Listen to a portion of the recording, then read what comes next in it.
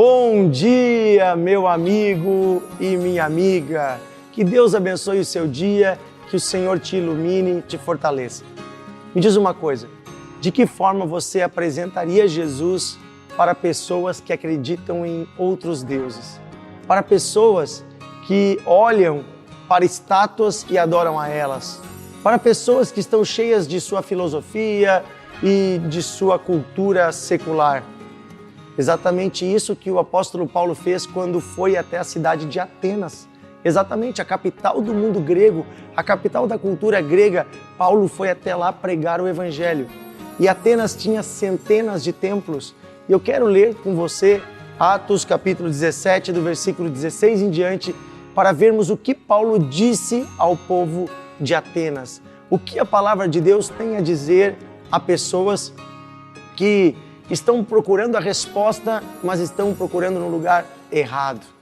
Vamos aprender mais da palavra de Deus?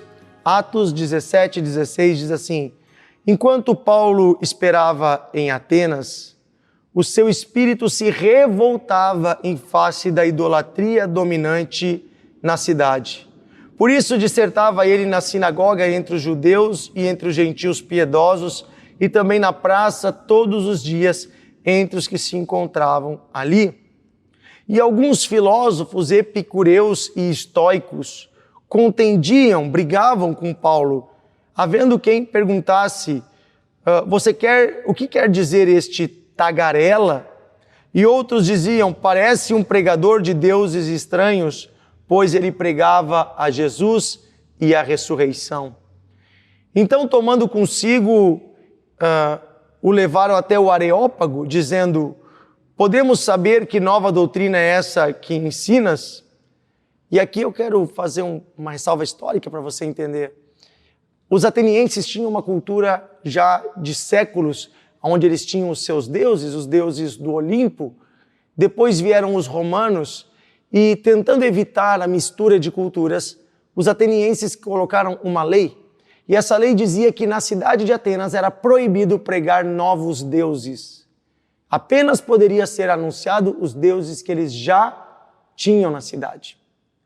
E agora levaram Paulo para o Areópago, que seria como se fosse a Câmara de Vereadores da cidade, e também era uma espécie de juizado, e lá Paulo teria que prestar contas. Que Deus é esse que você está anunciando? É um Deus estranho? Se fosse um Deus estranho, ele poderia ser preso. Veja o que Paulo disse, versículo 20. Posto que nos trazes ao ouvido, ainda disseram as pessoas, coisas estranhas, queremos saber o que vem a ser isso. Pois todos de Atenas e os estrangeiros residentes não cuidam de outra coisa a não ser dizer ou ouvir as últimas novidades. Os atenienses eram curiosos. Então Paulo, levantando-se no meio do Areópago, disse, senhores atenienses, em tudo vos vejo muito religiosos, porque passando e observando os objetos do vosso culto, encontrei também um altar no qual está escrito, ao Deus desconhecido. Pois esse Deus que vocês adoram sem conhecer, é exatamente aquele que eu vos anuncio. O Deus que fez o mundo e tudo que nele existe, olha só que forte isso, sendo ele Senhor do céu e da terra, não habita em santuários feitos por mãos humanas, nem é servido por mãos humanas, como se de alguma coisa precisasse, pois ele mesmo é quem dá a todos a vida, respiração e tudo mais. E de um só ele fez toda a raça humana para habitar sobre a face da terra, havendo fixado os tempos previamente estabelecidos e os limites da sua habitação, para que o busquem, e se portanto buscarem a Deus, tateando o possam achar, bem que ele não está longe de cada um de nós. Pois nele vivemos, nos movemos e existimos, como alguns dos vossos poetas têm dito, dele também somos geração.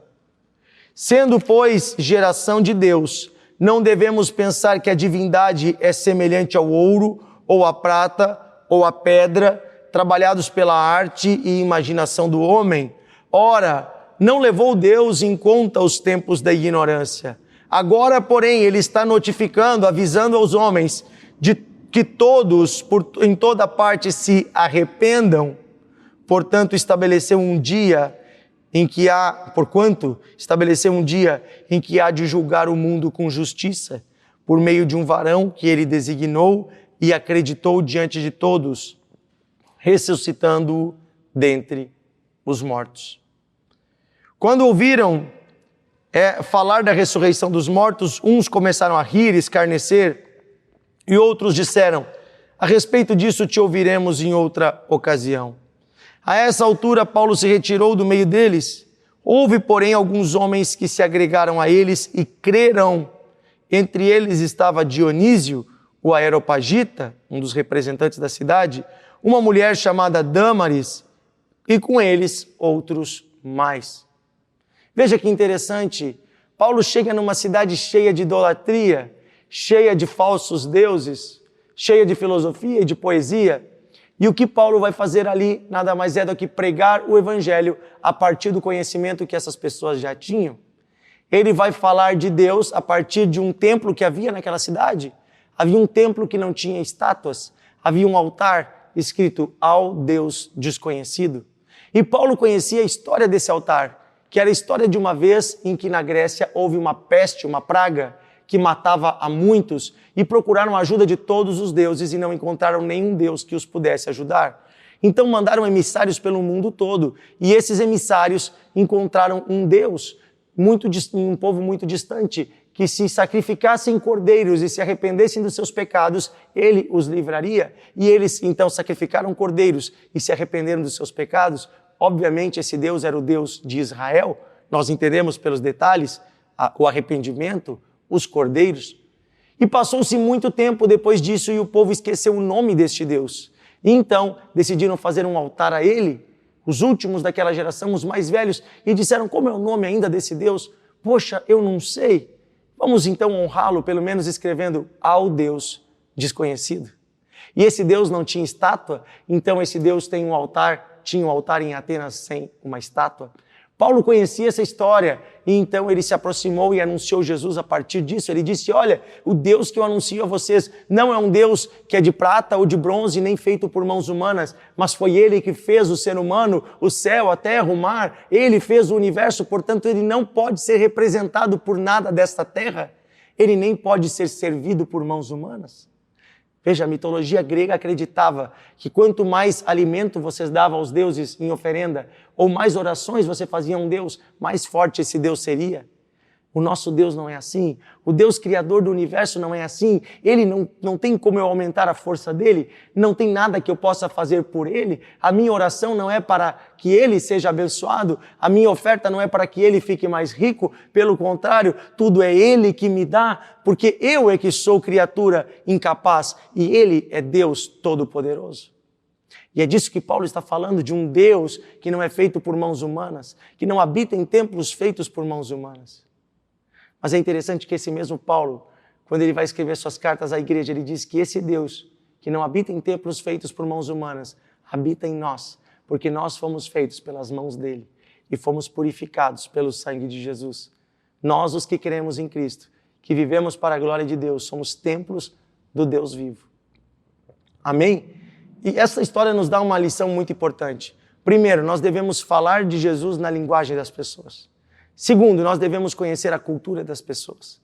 Se você pegar aqui, tem duas frases que Paulo citou, que são frases de filósofos e poetas. Paulo usa a poesia e a filosofia do povo ateniense para falar de Jesus. Eu e você devemos também conhecer as coisas que estão acontecendo no mundo, saber das notícias e da cultura, para que possamos falar de Jesus de uma forma contextualizada. Devemos falar de Jesus de uma forma que as pessoas possam entender na cultura delas. Por isso a igreja, ela não tem que preservar uma cultura, ela tem que preservar a mensagem e a verdade. A cultura eclesiástica, a cultura da igreja muda, o estilo da música muda, e isso não tem problema. Antigamente o estilo musical da igreja era um, hoje em dia é outro, e não tem problema, porque o estilo tem a ver com a cultura do povo.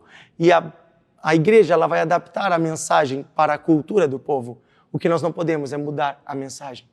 A mensagem continua sendo: arrependei-vos. E é aí que Paulo chega, para que recebamos o perdão desse Deus diante do seu juízo, devemos nos arrepender dos nossos pecados. E ele inclusive diz, esse Deus não está olhando para os dias da ignorância, esse Deus não está olhando para o passado, esse Deus está olhando hoje o seu coração. Arrependei-vos, convertei-vos ao Senhor. Amém? Vamos orar. Senhor, diante da Tua palavra, nós nos arrependemos de todas as vezes que demos glória a qualquer ser, a qualquer estátua, a qualquer pessoa, a qualquer pedra, a um horóscopo ou qualquer coisa que não seja o Senhor. Nós reconhecemos hoje que o Senhor não pode ser representado por imagem alguma, que o Senhor não pode ser representado por figura alguma. O Senhor é Deus eterno, o Senhor é o Criador de todo o universo. Nos humilhamos diante de Ti, Senhor. Convertemos o nosso coração de toda idolatria, inclusive idolatria ao dinheiro, inclusive idolatria ao sexo, às impurezas, à sensualidade. Senhor, perdoa-nos pela idolatria do nosso coração. Nós queremos amar somente ao Senhor e nós nos arrependemos dos nossos pecados, pois eles ofendem ao Senhor. Pedimos que o Senhor nos revista com a Sua presença, que o Senhor nos dê da Sua autoridade, da Sua graça e que possamos, andando contigo, viver de modo digno da Tua presença. Senhor, nós pedimos, vem habitar em nós. Nós somos os templos feitos por Tuas mãos. É isso que pedimos, em nome de Jesus. Amém. Que Deus te abençoe. Até amanhã em nosso Devocional de Fé.